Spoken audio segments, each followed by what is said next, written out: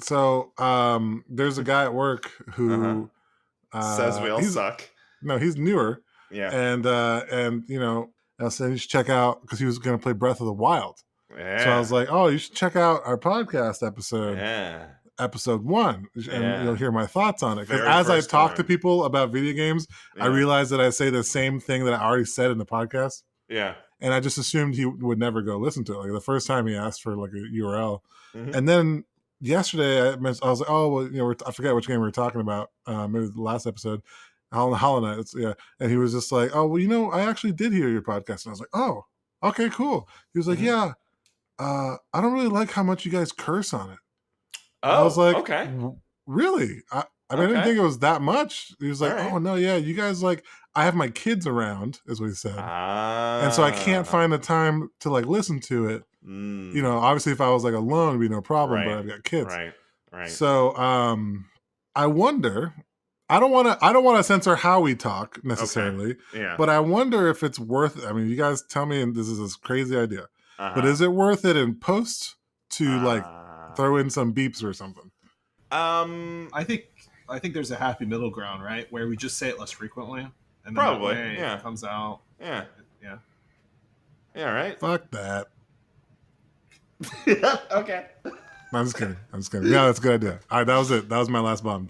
All right. What if we're like a rated R movie where we only get a certain number of curse words? I can only say fuck once or twice.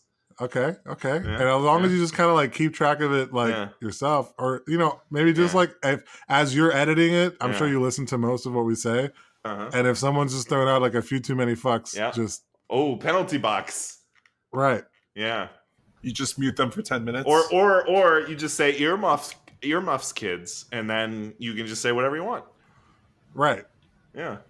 We could. I mean, I think that's fair. Right. Unless he's cooking at the same time and then accidentally hears the warning, and then suddenly we just start laying down the vulgarity real thick as his kids are like, Dad, what does dickwad mean? Well, shout outs to Leo's friend at work. Thank you for the listen and the feedback. Thank you. All right. Yeah. Should we get this shit show started? That's my first one. Okay. Oh boy.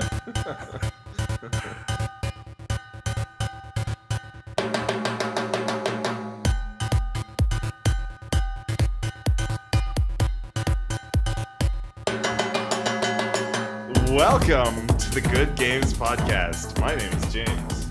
I'm effing Leo. And I'm John.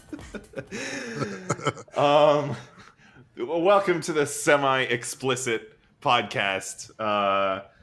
Listen at your own risk. We may drop some explicit adult language. We'll try to keep it clean. We'll try to be a little more professional in this, our second year of podcasting. Oh, right. Yeah, we've kind of reached a whole new sort of pinnacle for our podcast and a whole new level of professionalism now. Mm-hmm. Yeah, we'll see how long we keep that veneer up.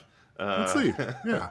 You know what? I welcome the challenge. Okay, here we go. And here's another thing. We could have a certain section of the podcast that's Good Games After Dark. Oh, like the naughty zone. Right. Ooh, I like that. Okay. All right. The naughty zone? Yeah. Is that what we're calling it? Yeah. New segment, the naughty zone. Wow. I'll tell you about a naughty zone. We're not in the naughty zone yet. Oh, right. Later.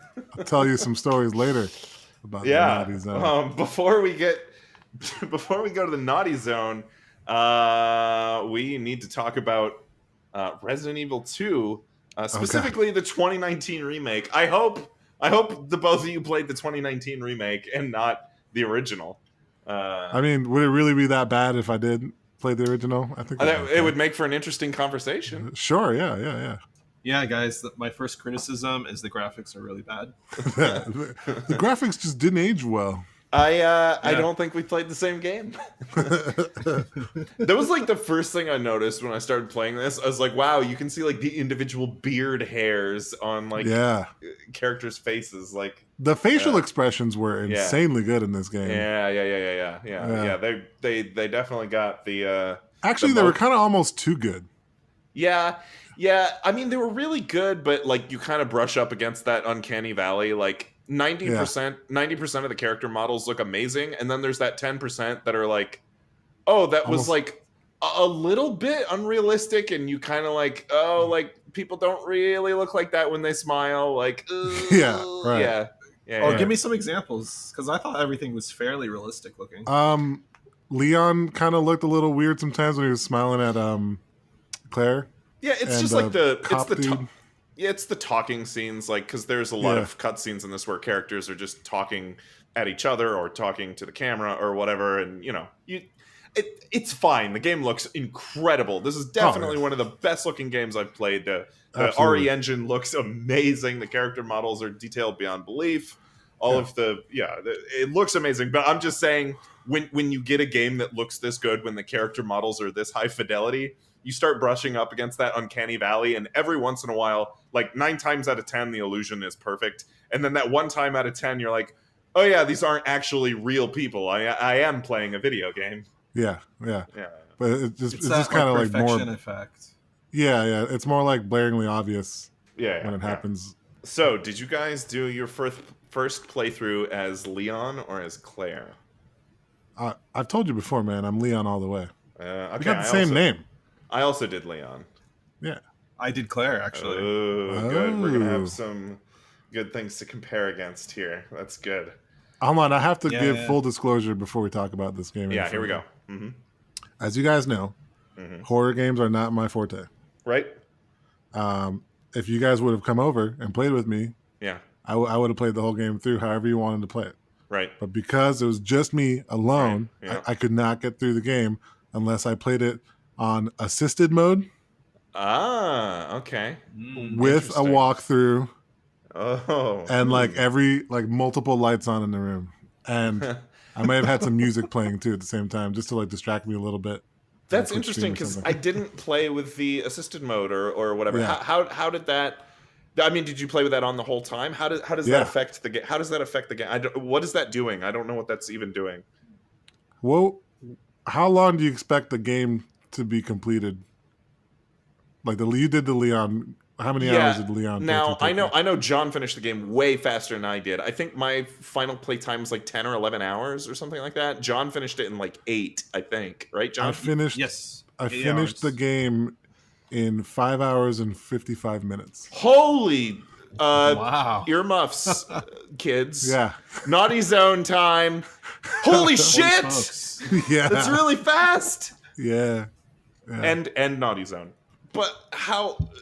So like the zombies are like, how does super that? Easy. Okay, so they still scared the crap out of me because I'm a little girl about it. I mean, hey, no offense to girls. I'm just saying I'm not a girl, so I turned into a totally different person. But you are in this case, sure. No, I was playing Leon, but I'm just saying like, I mean, when I'm playing the game, I turn into the opposite person, and a scared version of that gender. What I'm saying is that the zombies were super easy to kill, but they still scared the crap out of me. But yeah, like I could kill every zombie. Just if I waited long enough, the cursor would just aim right for the head, and then I would just pull the trigger and it would blow the brains out. Like 5 out of 10 times, except for when zombies never freaking died. That was annoying. But yeah, like there was no difficulty. Almost I beat every boss first try. Was that still enjoyable though, for it being that easy? Yeah. Yeah. I mean, I think most of the game is not really inherently entertaining for its action. Ooh. See, I don't agree with you. I was more into like the puzzles and finishing the story. There is at time of recording, there is a very loud conversation going on in gaming circles, which is actually centered around Sekiro, which I would love to play that game and have a discussion on this podcast about that game in the future. Yeah, and the conversation is very similar to what we're describing here, where players of Sekiro are finding that game too hard, or at least the conversation has started when players are finding the game too hard, and there's mods you can install for Sekiro to make the game easier. And the conversation is, from one side, you have people saying, hey, I could not beat this game if I didn't install this mod, so I never would have played it and I never would have beat it without this mod. And the other side is saying, well, you're not really playing the game as it is intended to be played. Like, you're cheating yourself out of the experience. You're not really beating Sekiro. You're not getting the full experience. I'm not And then on that boat. There's right. And there's kind of a third ancillary conversation that is sort of intersected with both of those conversations that is about adding more like options to games, like more difficulty options or more accessibility options. Anyway, that's the very loud conversation that's going on in whatever gaming academia or whatever the hell. But I'm glad we can kind of borrow that conversation and bring it into here. Now, you said that you didn't find the actual like action of the game to be fun, and I really did in this game. Do you think you cheated yourself out of the fun of Resident Evil 2? No, because I think it just depends on the game. Like, if I was playing Sekiro, I probably would keep the setting and get a lot of the entertainment out of like beating a difficult game. Like, a game that's inherently difficult for me is fun to challenge myself and to just do it over and over. I enjoy that. I do not play this game for that, mostly because of the fact that I can't play through the game because of its horror aspects. So like, yeah, I'm saying, like, I give up. Maybe I purposely give up some excitement in the action just to be able to get through the game, because otherwise the aesthetics, the lighting, and the sounds and everything would not let me play the game through. So, yeah, I mean, maybe there is more to be had if I didn't have it in assisted mode, but I think that's just a sacrifice I willingly made. How did you handle? Okay, here. Let me clarify what I think this game does really well. I mean, because you can pop in most AAA video games today, and they're about shooting, right? They're about lining your cursor up with another person's head and pressing the button so you pull the trigger and blow their head off, right?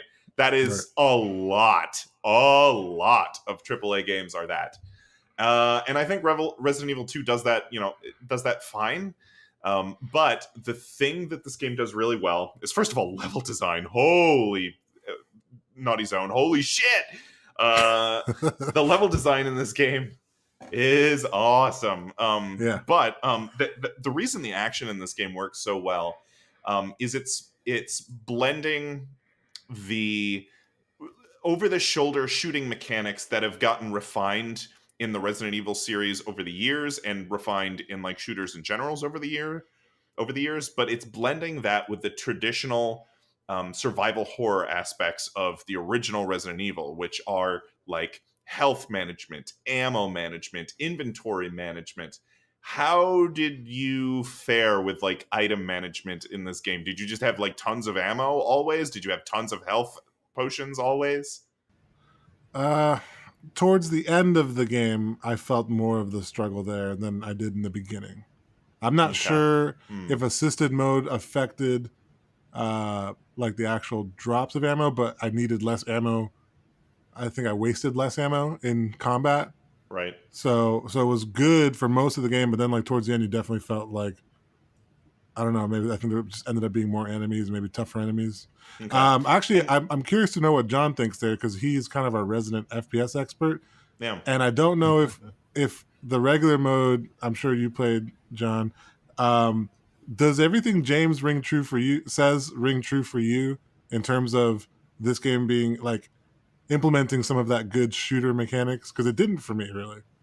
Really? Well, first off, the way I played through this game was definitely on the regular mode, and like you, Leo, I'm new to like a man. Genre. Sorry, man. Whatever. It's true. And so I had a combination of what you did, where like I had stuff playing in the background and I felt too scared, essentially. And there was a couple of things that I had to look up, but not too many of that. Like can you elaborate? What did you look up? Getting to the third floor of the police station, I had no idea how to do that. Like the random jack in the library, I had to look up how to do that. Gotcha. And then after that, I had to look up the clock tower puzzle, and also the chess pieces for the sewer puzzle. Okay. As well. Okay. Yeah, those The chess pieces were, I'm sure, were pretty tough without a walkthrough. Yeah. So other than that, I actually played through the whole game on regular mode, and I thought, while maybe like the gunplay isn't like the best of the best, I thought that the action sequences were pretty good. And I don't know if you missed some of this in assisted mode, but there was definitely a couple of moments where I had nothing. I had no health potions. Yeah. I literally had 3 bullets in my gun and Yeah. nothing in my inventory or in my stash, and I still had to do whatever the game was telling me to do. Exactly. And that was like, and those moments are super tense because like your only options are like, well, I guess I just have to dodge every zombie now. Aha! So yeah. that's where I was getting to. Okay. Because I definitely had maybe 1 or 2 of those moments. So I had less than you guys, it sounds like. Okay. But I found myself dodging zombies just all the time. Okay. So yeah. Okay. So I kind of, I mean, I get what you're trying to say in terms of them kind of blending things, but I felt like the action and stuff for the regular zombies in this game was for me. I don't know if it's just assisted mode. It was almost non-existent. Like I just ran past zombies. I didn't want anything to do with zombies. Windows, I just ran past them. If they broke through, I just ran past them. They were like in a room that could be like 4 zombies, and I'll just zigzag between all of them. So what about those lickers? No, yeah. If a licker showed up or the swamp dudes, those, I had to waste my ammo. And that's why I think later on in the game I had a lot less ammo when like the tougher creatures came out. The dogs, the big dudes, the lickers. Yeah. So do the zombies still like lunge? Do they? Yeah. Okay. So like you still had to like sort of, because you can kind of bait the zombies into like lunging at you and then like step back and run around them. Yeah, I feel like that was like most of the game though. Like, I think the game definitely encourages that. Just having mechanics where your ammo is limited sort of encourages not using ammo. But I think also the important thing this game teaches you early on is you don't have to kill the zombies. Right. A lot of what you can do is just like shoot them in the leg and they go through this extended stun animation, and while they're in that animation you can just like run around them, and like you don't even have to worry about baiting out the dodge or whatever. You can or baiting out the lunge animation. You can just kind of run around them while they're stunned, and I think that's kind of what the game intends you to do for the most part. Like the only time I was really killing zombies was like, okay, these are zombies in. And it's the same reason that you're killing zombies in the original Resident Evil. It's because like, okay, this is a main corridor and I'm going to be going in and out of this corridor a lot. And I don't want to have to screw around with zombies every time I come in and out of here. So I'm just going to clean this out now so I don't have to worry about it in the future, which I really enjoyed making those strategic decisions. Yeah. Or I just killed zombies because they scared me too much sometimes. And... or that. But that was annoying too, because when do zombies die in this game? Like, I mean, yeah, they can really soak up a lot of bullets in this game before they actually die. So annoying. And I think, and I wonder how assisted mode affects this.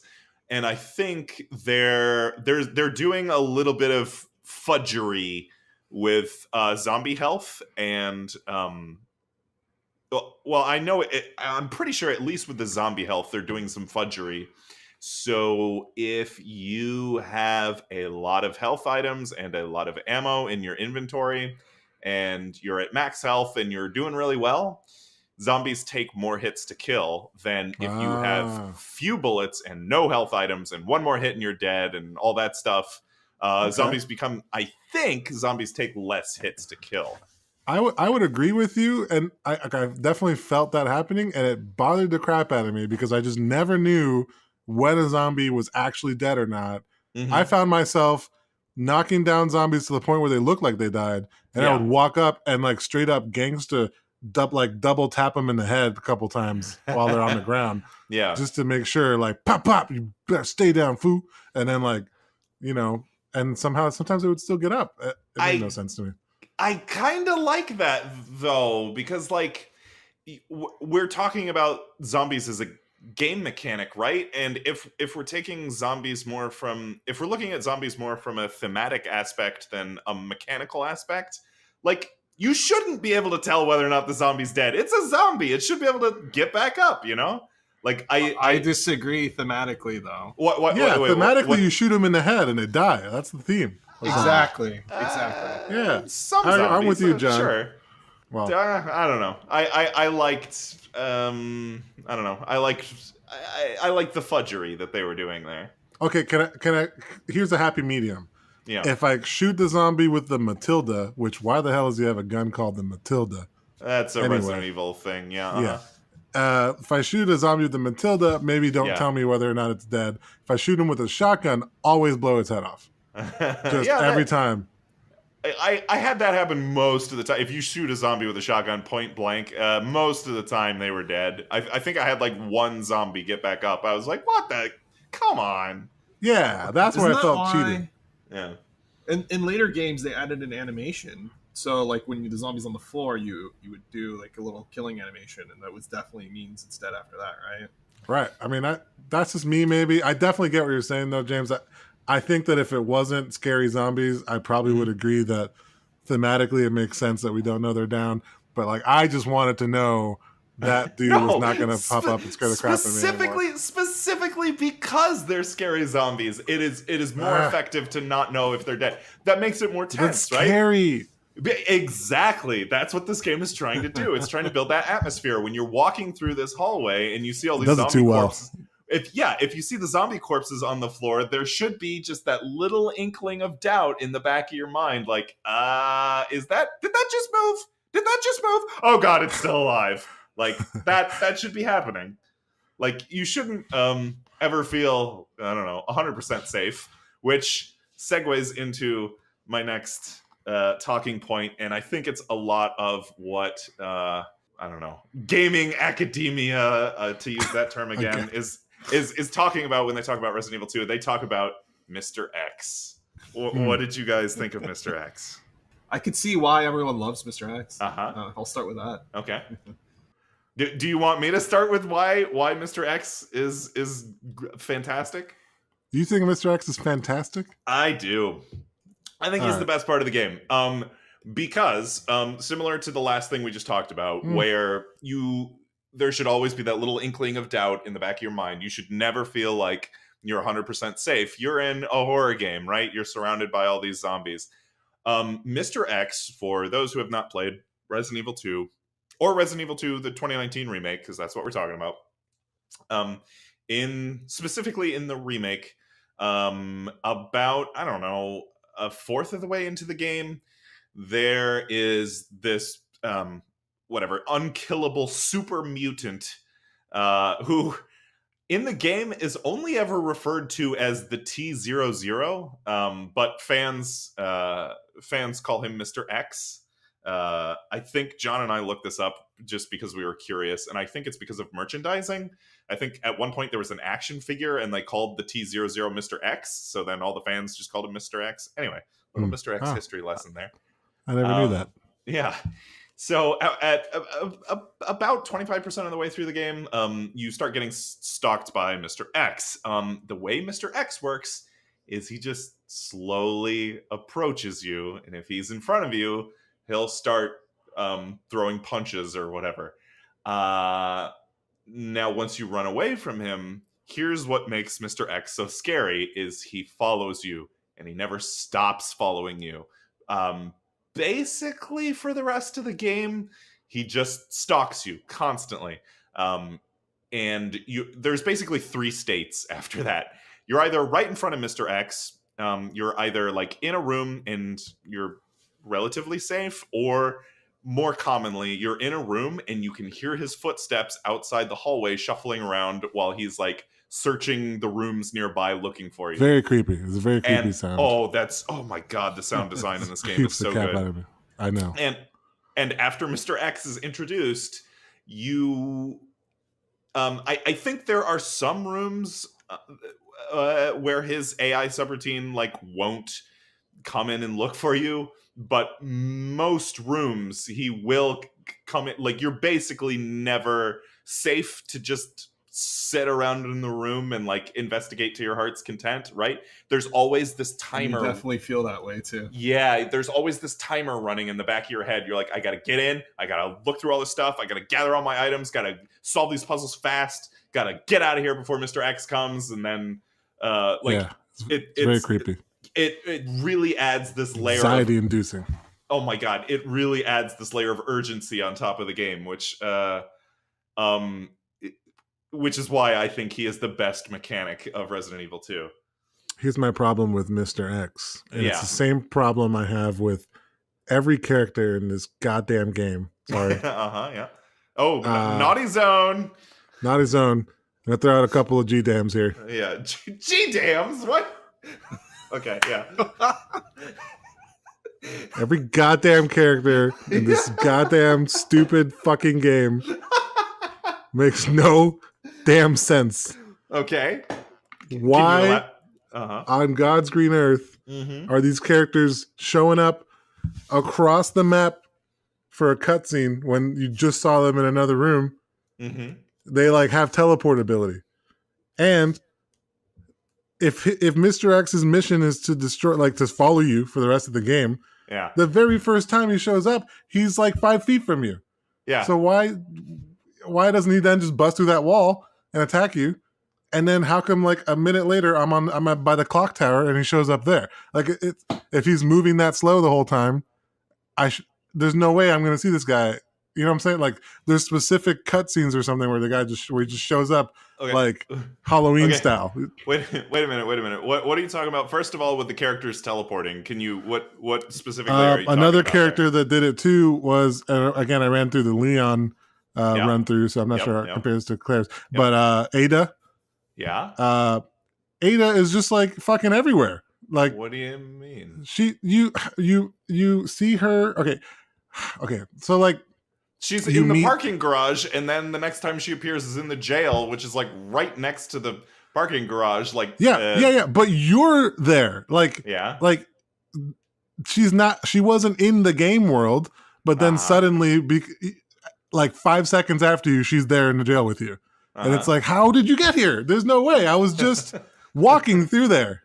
I don't know. It just, and then like she appears, just really conveniently in other spots. And the same goes for every character. They just kind of, the scientist lady that you're chasing as Ada just disappears. Okay. It's unrealistic, and then suddenly reappears just in time to trap you. It was super annoying and cliche, but so that was my problem with Mr. X. I feel like Mr. X in real life would not be a threat because he was so freaking slow. There's just no way. He's always following you. What? I know, but it wasn't realistic how soon he would show up. They definitely just at some point, if you get far enough away, he just kind of bloop teleports into like a room like 3 rooms down. I actually looked up how the AI works, and he does do that when you load a new. There's certain the police station at least is divided up into separate like load zones for mechanical reasons, right? Because you don't want to load the entire police station into memory. So when you go into like a new loading zone, he gets closer, right? When you go into a new load zone, he gets one teleport, which is pseudo random, where he teleports. But after that, he actually won't teleport until you hit another load zone. Well, that's fine, but it's very obvious to me when he's teleported. Yeah. Because you got to understand, I am hyper aware of these creep-ass characters and where they are and where I left them. Yeah. And I am definitely aware of the fact that he should not have gotten that close that quickly. Yeah, the goofy thing is if you're like on the east wing of the police station and you cross through the main lobby to go on the west wing of the police station and he's already there and you're like, wait a minute, that's what I'm talking about. There's only one way to go from the like east wing to the west wing, and that's through the lobby. I was just there and you weren't. Like, right, that's my point. Yeah. That's exactly my point. Now, Mr. X definitely like confirmed teleports. For story reasons, I get that they don't want the NPCs in the world map with you, so you don't shoot them or whatever. I don't know. I get why Ada and whatever that scientist lady, I can't recall her name right now. Birkin or whatever. Something like that. Bennett. Aren't in the game world. I never got the sense that they were like teleporting, but like I also never like expected to turn the corner and see them there either. You know. Yeah. What were you gonna say, John? I cut you off. Oh no, I was just gonna play like developer advocate for the game designers and say like the whole point of this guy is it doesn't matter how slow he is, it's just an unstoppable tank that's coming to get you. Yeah, and if you outrun it, then you lose that sense of urgency, and that's like the way you defeat that game mechanic or whatever. Yep.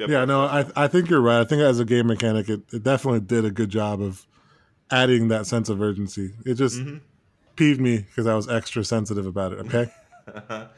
The most effective part of Mr. X is not when you're in front of him, and like not really when you can't sense him at all, when there's no sound effects. Or the most effective part of Mr. X is like when you're in a room searching and you start hearing his like stomping footsteps, like seemingly in the, because that is most of the time. Most of the time, give me chills. Yeah. Most of the time, that's the state you're in, where he's just stomping around, and also, like, I've found the and you guys can disagree with me if you want. The idea of Mr. X is so much worse than the reality of Mr. X, right? Because like the idea that this unkillable thing is always stalking you and is coming to get you, that idea is terrifying. When he shows up, he moves so slow. And even if he gets you, like, he'll knock you down and do some damage, but you can get up and run away. Even if he kills you, like, this game is really good about checkpointing. So, like, you only lose a couple minutes, usually, at most. So, like, the idea of him is so much worse than the reality of him. And that's, like, that's another reason why he's just so terrifying. Like, I don't know. No, I agree. And plus, when he does get in the room, you just shoot him in the head a couple times. Yeah. And then he goes just like kneels down. Stun animation, you can run around him. Yeah, like forever. Yeah, I gotta say, over time in my playthrough, like the reality of him being in the room with you actually got so old because they're like, oh god, Mr. X is here. It was just an annoyance. Or shoot him. Yeah. He. What's cool is like he's not. Like, once you realize that the idea of him is the worst part of him and the reality is not that bad, like, the idea of him ceases to become, like, scary, like, frightening, which, like, anything in this game, like, once you internalize how the systems work, like, those things don't become scary or frightening anymore. But, like, he as a system still works because, like, you still have to consider, like his presence, like in any room, like, oh god, he's right outside. So if I walk out here, I'm probably going to encounter him. So I need to have some ammo so I can put him in that stun animation, or I need to run down this way, or, you know, I need to have a health item in case he hits me. Like, he is still systematically effective, even if the idea of him is not scary. Yeah. Right. Yeah. Well done. Was it Capcom? Yeah. Yeah, Jesus. Do we want to talk about how I think this is like one of the best level designs, maybe outside of Dark Souls? I don't like the level design of the police station. That was very good. Oh my god, so good. And you know what else? You know what's great about it, James? Is the map tells you what you're missing. What do you mean? And where you've been. It does tags all over. I like that. I like that the room is highlighted red if you're still missing something in it. You know what? I don't mind backtracking in games that tell me that I should backtrack, or where, or why, or a little exclamation point tells me, hey, don't forget, you gotta come back here once you get that thing. I did like that. Yeah. So I've talked about all the things I really, really love about this game, and I really do love this game a lot. One thing I'm not so hot on. What'd you guys think of the boss fights in this game? They were pretty easy actually for me. quite liked them. Yeah? Okay. Tell me about what you like, Joe. Well, I think the one I dislike the most, I'll start with that, is the very first boss fight. because it's going back to that mechanic that you were talking about of, hey, we know how much ammo you have, and we want you to blow it all in this first fight. Yeah. And it was very clear that the game was doing that to you. But then I think some of the other fights, like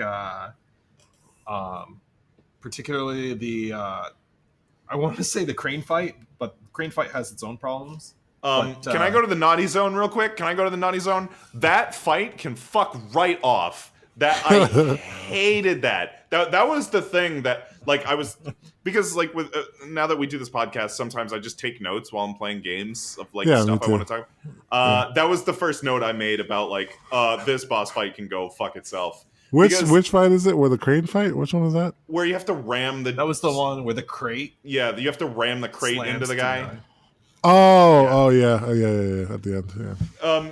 But the thing I like about that fight is once you figure it out, it's actually quite satisfying to ram this giant monster with the huge mother crate. Just destroy the good dude. Maybe. Okay, I have two problems with that. First of all, I get that it's like a puzzle fight because you're up against this unkillable thing, and you're like, okay, like how do I kill it? Oh, there's this thing over here, and I gotta get the crate, and then the crate will come, and then okay, I see. I gotta like stun him and keep him in one spot. Like that was my thought process. The execution of that was so fucking annoying because I couldn't get the stupid. Like I threw a stun grenade, and he'd be in a stun animation. I'd be like, "Ha, got you now," and then I'd start the crane thing, and it would take like fucking like 10 seconds. It takes so long to get over to like where it hits him. So he would get like out of the stun animation and then come over and kill me before the crane thing got to him. Like every time, like I couldn't figure. You had to be like standing next to the crane, shooting at him across the platform, get him in the stun animation, and then immediately press the crane, or like press it preemptively and then put him in the stun animation. I don't know. It was just like really fiddly. And then I finally got it, and I was like, yeah, you dumb fucking boss. Like I don't have to do this shit again. And he climbs back up, and you have to do it a second time. Fuck off! I don't want to. Like that. Oh God, I hated that. That boss fight pissed me off. And the punishment, because that, like, I didn't have any defensive items, so the punishment for fucking up, he can just like grab you and kill you instantly. So I had to like redo. Yeah. Oh God, I had to redo that boss fight like 10 times. Oh yeah. Fuck off.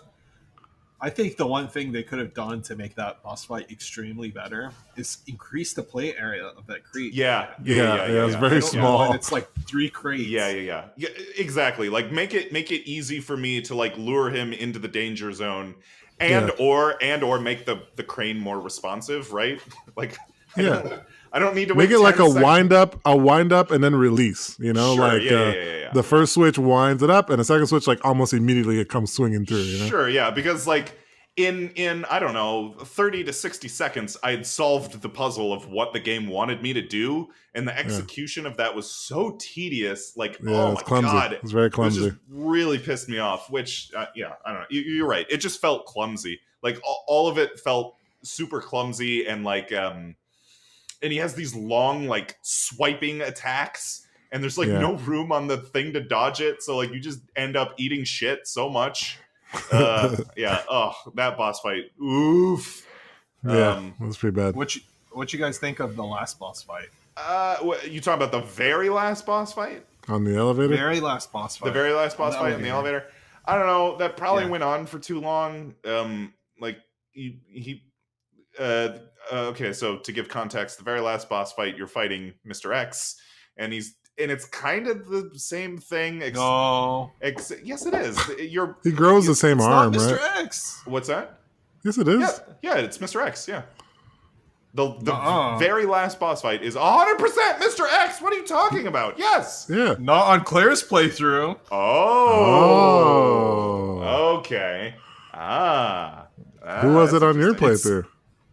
It was the guy with the one that you beat up with the crate. It was him again. Okay. Well, we fought him again before we fought Mr. X. Yeah. We had to fight him, and then after that, you also have to fight Mr. X. Yeah. Yeah. What was Mr. X mutated to look like him? No. Yeah. Kind of. Oh, well, you're right. He does mutate a little bit. He like rips his shirt off and grows. His arm grows into like a similar arm as the other dude. Yeah, but you maybe I misinterpreted that then. Maybe Yeah, I think you fight did. Mr. X. Did you have to fight him on an elevator? Yeah, but the elevator had like a Platform? like a podium in it where my alternative character was, Sherry. She was inside it. Little pod. That sounds pretty different because we didn't have an The alternate. train cart. It was a train cart. Yeah. That attaches to the train that leaves. Yeah. Yeah. Well, because Claire and the girl are on the train when you get there with Leon. Yeah, that makes sense. But I mean, mechanically, like Leon doesn't have an alternative character in that part. Well, yeah, it's kind of the same thing in that you're on a really confined space and you just kind of have to like kite the boss around for a while and watch him soak up bullets until a quick time event is triggered where in Leo and my playthrough, Ada throws you like a rocket launcher and you blow Mr. X's face off. I didn't get that either. How is Ada there? It makes no sense. Yeah, how is Ada there? Because whatever. Spoilers. Spoilers for the ending of Resident Evil 2 2019. I don't know. Does anyone care about the story in this game? Like, I mean, the story is fine, but like the story is not the reason to play this game. Like the reason to play this game it just like playing through cliche tropes is very bad. Yeah. It's You know? I mean, yeah, it's you're right. It's very good. No. It's just like super cliche action thing. And anyway, going back to super cliche action thing, Claire, Ada is like hanging from the edge of like a cliff over this impossibly long fall, and of course Leon grabs her with one hand and it's like, oh, I can't hold on, you know, that scene that you've seen in a million action movies. And anyway, Leon lets her go and she falls a million gajillion miles into nothing, but then slides you a rocket launcher. But that shows up at the end of the game to give you a rocket launcher. Yeah. No sense. Yeah, amazing. Yeah, I think when she showed up to give me the rocket launcher, I let out loud. I was just like, "What the hell?" Yeah, that's exactly what I said. Oh man. Yeah, it was silly. Yeah. I don't know. Is there anything else to say about the story other than it's kind of tropey and silly? I actually thought Claire's playthrough was pretty good, and I thought Claire was like such a strong character in the series. Okay. Like at the end, my thoughts were like, she's such a badass. Like, she survived this whole thing.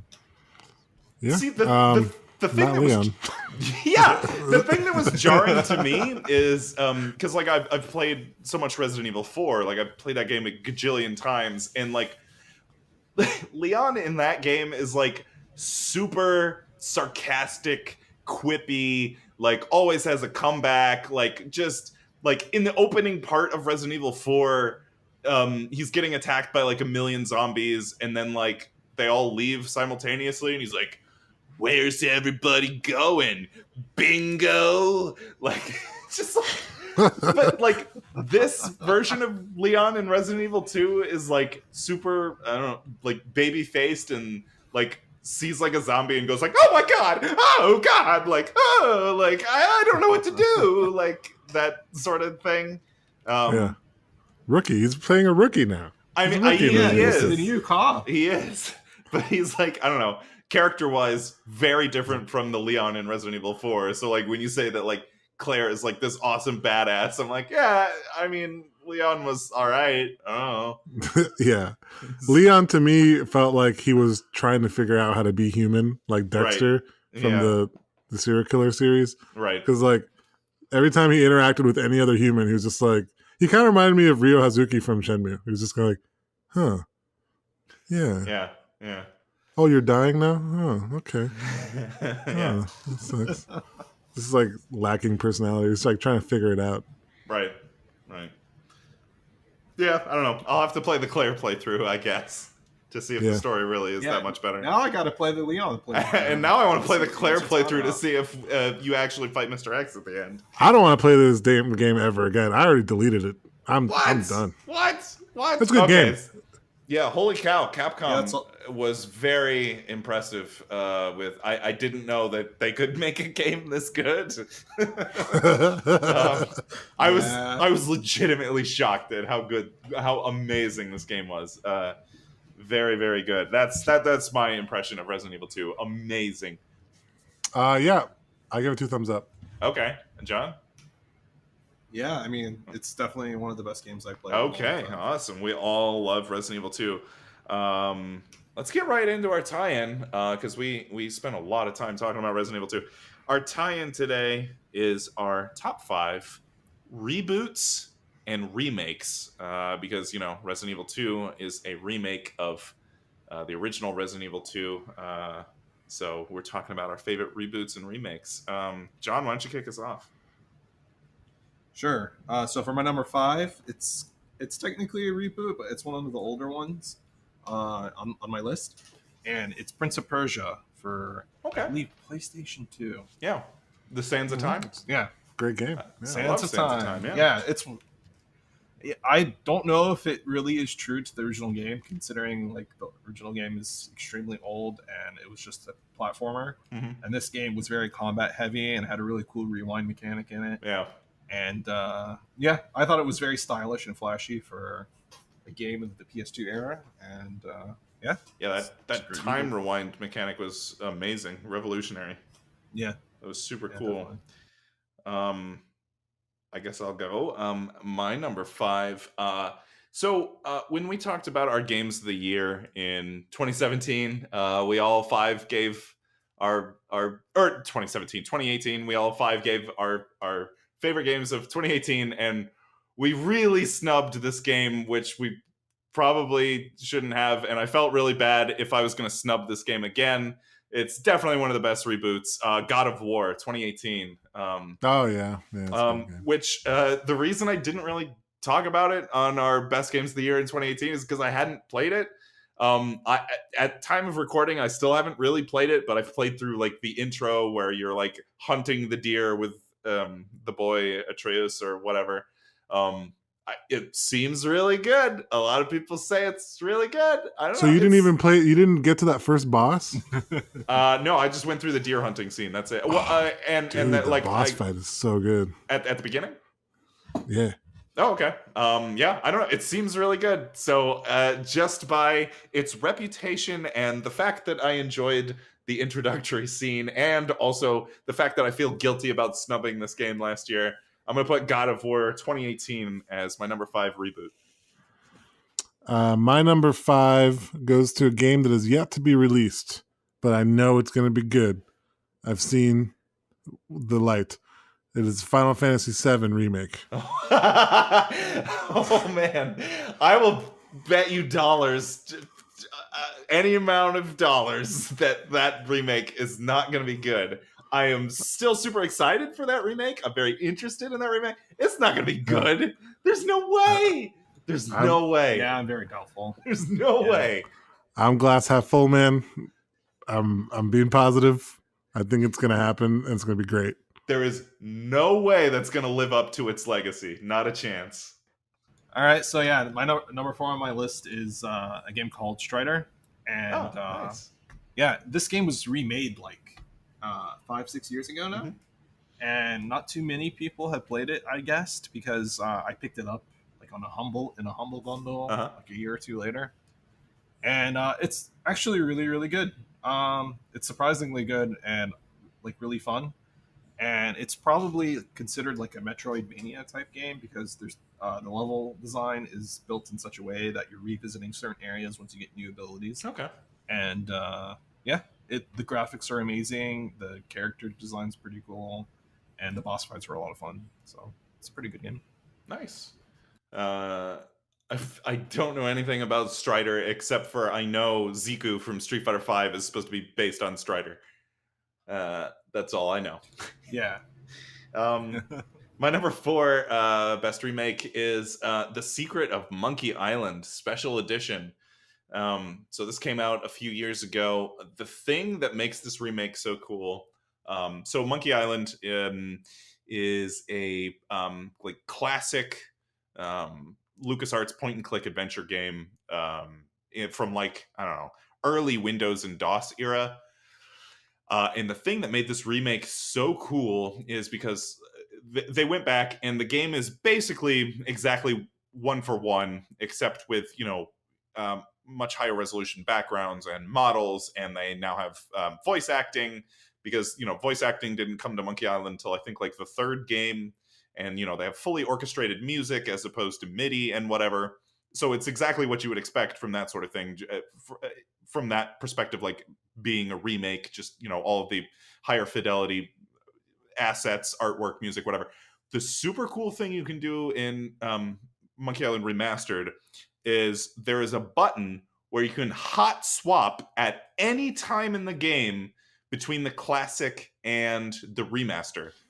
So basically they like somehow they either have both games running at once, or at the same time, yeah. Or they have like one underlying foundation for the game logic, and then they swap out assets whenever you press the button. It's super cool, and it happens instantly. So if you ever want to compare the artwork, or if you ever want to like, hey, what did the music in here sound like 20 years ago? Or like, or let me see what the voice acting sounds like for this line or whatever. You can hot swap at any time. Super cool. That sounds really cool. Super cool way to remake a game. Secret of Monkey Island Special Edition. That makes me want to play it. Nice. Yeah, it's a fantastic remake. Yeah, I mean, I played a little bit of it because I knew you digged it a lot, and so I tried it. Yep. Number 4 for me is the Crash Bandicoot remakes, reboots. Oh, Insane Trilogy? Yeah, the ones for for PS4 and stuff. Yeah, Insane Trilogy. Yeah. Insane Trilogy. That's just a kind of a casual game for me that actually my wife, who is not a gamer, loves her some Crash Bandicoot. Nice. So, that's something she grew up playing on like the PlayStation, and it was just nice getting it on a newer console, more accessible, and high def resolutions and stuff, and it's pretty much still exactly the same games, which is good. I mean, they didn't change the formula too much, and but you get so much for just like the one purchase too. So, 3 games, real solid reboot there. Yeah. Number 3 on my list is XCOM. Nice. It's a game that I think we've all played. You talking about XCOM Enemy Unknown? XCOM Enemy Unknown. Yeah. Gotcha. I think it came out 2011 or around that time. But yeah, I think what's really sad about this game is I remember seeing a YouTube video of the lead game director going to a GameStop and trying to convince people to buy the game, not telling them that he's the lead game designer on it, and everyone's like, "No, what is this game?" And I think that's the attitude I had at first until I watched some gameplay videos of it, and now like it's one of those games that has changed the industry, and I think it's it's extremely popular now too, obviously.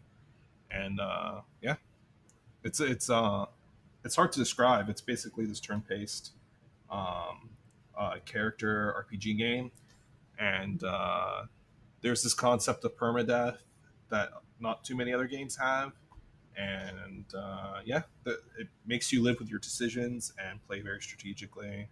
My number 3 best reboot, Mortal Kombat 2011, maybe more well known to fans as Mortal Kombat 9. But after Midway, who traditionally published the Mortal Kombat games, went out of business, a new studio, NetherRealm Studios, was formed by Ed Boon, who's one of the co-creators of Mortal Kombat. They bought up the IP, they bought up the rights to make Mortal Kombat, and put out a fantastic fighting game that went back to the game's roots, right? Because previous Mortal Kombat games didn't look great. They went into this like 3D phase, and the character models just, I don't know. It's fine. But Mortal Kombat 9, like you play that game and you're like, oh yeah, this is Mortal Kombat. It's, classic 2D fighting games with, they brought back all of the ridiculous fatalities and brutalities and all that stuff. It's just like classic Mortal Kombat. They Pure, made unadulterated fun. Yeah, they just went back to what made the game great, went back to the game's roots, made a classic fighting game. And at time of recording, Mortal Kombat 11 comes out in about a week and a half, and I am super jazzed for that game. Keep an eye out, because I'm pretty sure that is our next episode, Mortal Kombat 11. Sweet. What are we on, number 3? Yeah. Number 3 for moi. I'm not sure if this technically counts as a remake or it technically is a reboot. It is Shenmue 1. No, it's Shenmue 1 and 2 is basically it's a reboot of the series. I mean, you're rebooting it. People didn't know about it. About the re-release? Well, I guess it's the remastering. It's more of a re-release. Yeah. I mean, basically, I just want to talk about Shenmue. Okay, that's basically it. There you go. Shenmue 1 and 2, you guys should really play it. It is now available on PS4. It's been rebooted onto the new generation of consoles. It's good. I mean, it's basically just the original game, though, right? Like, okay. All right. No. There's some HD textures or something. I heard they did some work to it to modernize the look. Okay. Yeah. It's a remastering. Yeah. It's a remaster boot. Okay. Allowable. Yes. Mainly just go play Shenmue 1 and 2 now before 3 comes out. Yeah. More Shenmue. When's 3 coming out? End of the year, right? Oh, that's sooner than I thought. The official release date was August, the last time I checked. We'll see about that. We'll see. We'll see. All right, so number 2 for my list, it's Doom 2016. Nice. Really good game. We've talked about it before, so I'm not going to get too much into it, but it basically, for me, it just brought back some good memories of the original game and gave me some satisfaction, like blowing up demons and stuff. So, great game. My number 2 is Doom 2016. Oh, there you go. Yeah, we got a 2-way. I mean, kind of like it's the same sort of thing that Mortal Kombat did, right? Just went back to like, let's look at the original games. What do the original games do well? How do we adapt that gameplay to like a modern engine? Which like, it's so amazing how shooter mechanics have evolved over time, because like the feeling of playing Doom 2016 or even the original Doom, is nothing like playing a modern shooter. First of all, that sense of speed. Yeah, it's that sense of, you move so fast in those games, and your ability to like, because like most modern games, bullets are like hit scan. They just hit you instantly, right? There's almost no time between you pulling the trigger to a bullet hitting the enemy. Where like in Doom is like projectiles, just a lot of them are like these orbs that, just float across the arena, and you can actually like weave in and out and like actually dodge, the projectiles in Doom. And that combined with like the fast movement and the melee abilities and the feeling of that is so different from playing a lot of modern shooters. And I think they really recaptured what made original Doom so good. Like they recaptured the feeling of playing that game. Did you see the new trailer for the next Doom game? Oh man, they took that concept and they moved it up to the next level. Yeah. There's like this over-the-shoulder rockets and all kinds of craziness. Yeah, that looks great. My number 2 is Deus Ex Human Revolution. Oh, nice. Yeah. That's a good game. Yeah. I had not played much Deus Ex before Human Revolution, but explicitly went and played the old one. Well, I'm sure that I think there was a couple before, but I played like the very first one for the like original one. Yeah, the original one. To get more familiar with the game. Probably like a couple months before it came out. And this is back when I was in college. And then like, man, what a huge difference Like, oh my goodness. Just, I mean, at the time, the graphics were just insane. The gameplay was so much smoother. It was my perfect type of gameplay where you can kind of like choose how you want to approach the game, whether you want to be more kind of assaulty or stealthy. And like, I really enjoyed playing. I kind of makes me want to play some Deus Ex right now, just talking about it. Yeah. But yeah, the fact that like everything about the game was still so much definitely the same world and concept, but just like masterfully kind of rebooted was really epic. Except for the boss fights. Yeah, Yeah. boss fights in general, I'm not a fan of. Yeah. All right, number one on my list. This game we basically spent over an hour talking about is Resident Evil 2. And Nice. I'm not sure if it's because it's super fresh in my mind, but I definitely think the game is really well crafted and deserves a really high place on my list. Nice. My number one is Resident Evil 2 2019. There you go. You've been copying off my list again, John. Yeah, I looked at it. Yeah, no, this game's fantastic. It's my favorite Resident Evil. It like I said, it takes what's good about the newer Resident Evils, like specifically 5, 6, and 7, the over the shoulder view, the gun mechanics, and combines that with like the amazing level design of the originals and the survival horror, inventory management mechanics of the original Resident Evil. It's just the best of both worlds, and it's such a good game. I was so shocked at how great of a game Resident Evil 2 2019 was. This is probably at time of recording gonna be my game of the year so far. Spoilers. Ooh. I can't. There's nothing else I've played that equals this. Now, like I said, in a week and a half, we got Mortal Kombat 11 coming out in July. I think in either June or July we have Mario Maker 2 coming out along with Judgment from in the Yakuza universe. So we'll see if any of those games can dethrone Resident Evil 2. But so far, it's my game of the year. Well, gentlemen, I have news for you. Yeah. We have ourselves a sexy three-way. Number one three-way. Number one for me is Resident Evil 2. Yeah. Here's the crazy thing about Resident Evil 2 Yeah. Remake. I forgot, because as much as I don't like playing horror games, I have played a lot of the famous ones, and I didn't realize how much of this game I actually remembered. Oh, yeah? It came to me like in the moment. I was like, oh, I would like halfway solve a puzzle just through like my subconscious. It was crazy. And it was cool, but it was weird. It was a weird kind of dichotomy because at the same time, it looked so different and was just such a fresh look on everything and style that it's like I didn't recognize it, but I somehow subconsciously did, and that's amazing. That a game can do that. It can like modernize the engine and the gameplay and design, but still feel very familiar.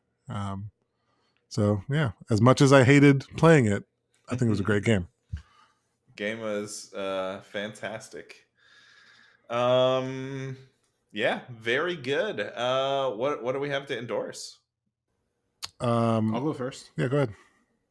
I've been watching a lot of YouTube lately, or in general, and one of my new favorite channels is Sam the Cooking Guy. Okay. And it's just this white dude out in California making some really interesting dishes, but he just has this really entertaining personality. And even though I probably will never reattempt any of his recipes, or maybe I will. You should. It's just really cool to pass time. Yeah.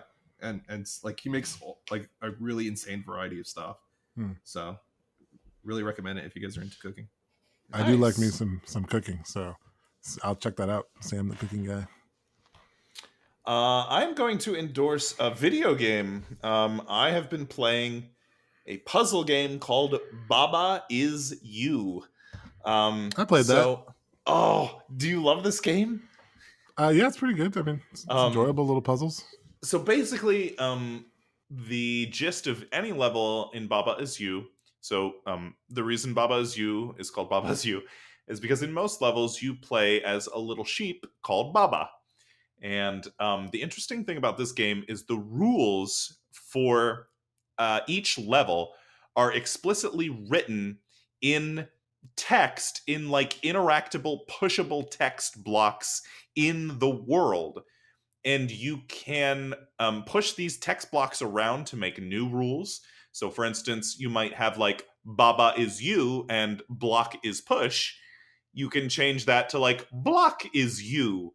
And then you move your blocks around instead of moving Baba around. And maybe the puzzle is, the only way to complete this was to put, I don't know, all 4 blocks on a thing so that you can move out of the way and get Baba to the end, and I don't know, whatever. But the end, like I'm in the latter parts of the game, and the rules get so complex and so ridiculous, and the game just keeps introducing new rules and new mechanics. They are really, really good. I don't know, brain teaser puzzles. If you're into puzzle games, I strongly recommend Baba Is You.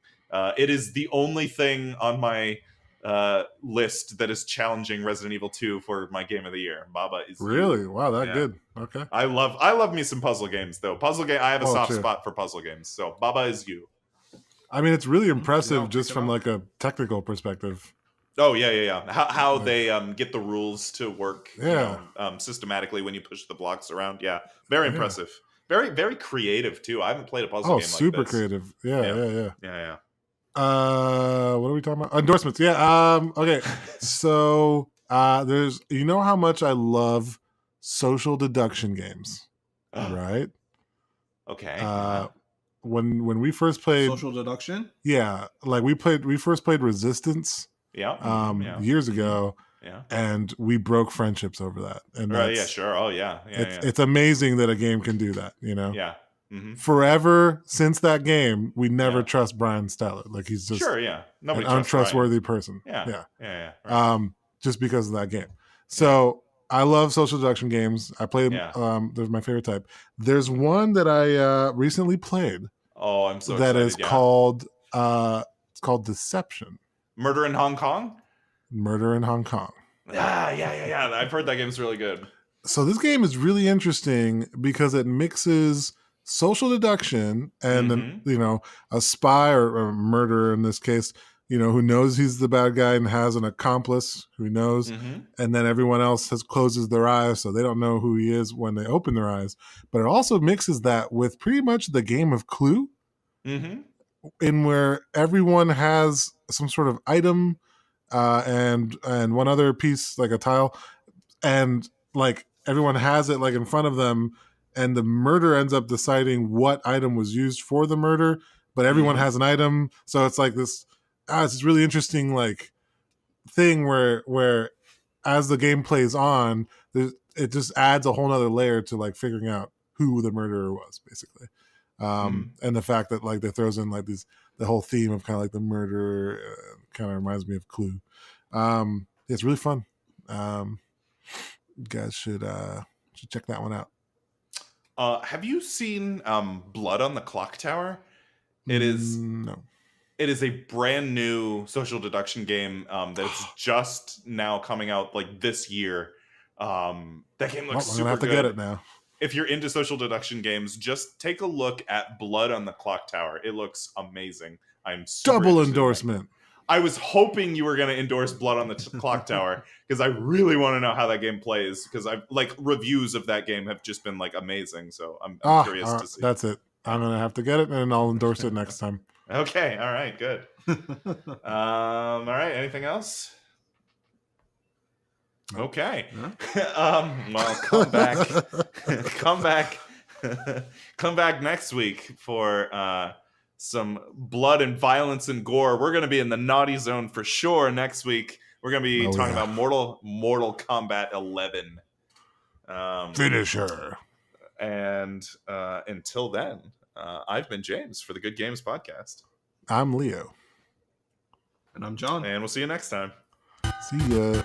Goodbye. See ya.